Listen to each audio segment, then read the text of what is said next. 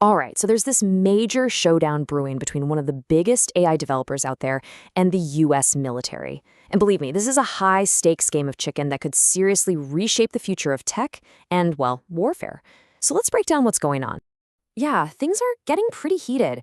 This quote right here from a senior Pentagon official, this isn't exactly diplomatic language. It's a straight up threat. And it really shows you just how tense things have gotten after months of negotiations behind closed doors. So, who's in the ring for this fight?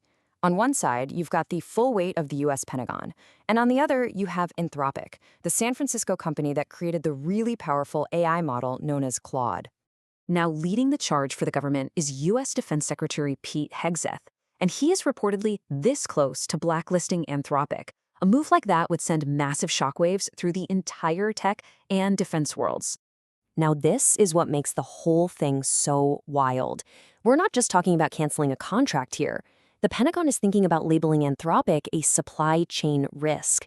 That's a penalty they normally use on hostile foreign powers, not a major American tech partner. So you're probably asking, why all this drama over one AI model? Well, it all comes down to the pretty unique and frankly critical role that Anthropic's AI Claude already plays inside the US military. See, Claude isn't just some experimental piece of software. It is the only AI model of its kind that's cleared to run on the military's top secret classified networks.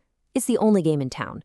Pentagon officials themselves love its capabilities, and they're already using it in actual missions, like that raid back in January. So trying to pull it out now, that would be messy. But this whole fight, it's not really just about the tech itself. It's about something deeper.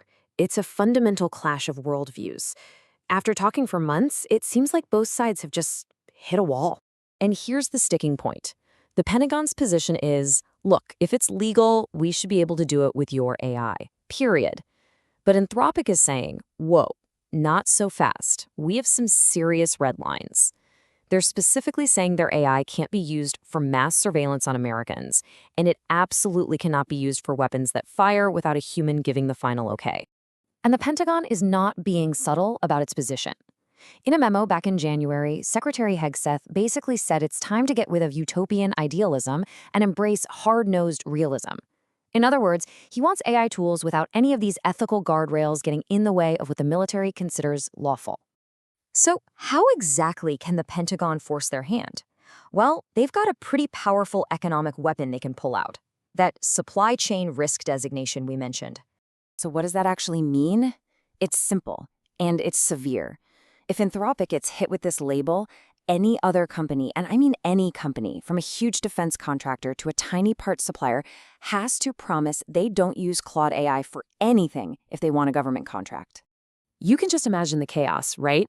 It would cause a mass exodus from Anthropic's platform. And we're not talking about a few small businesses here. 8 of the 10 largest companies in the US use Claude. The fallout would be absolutely massive.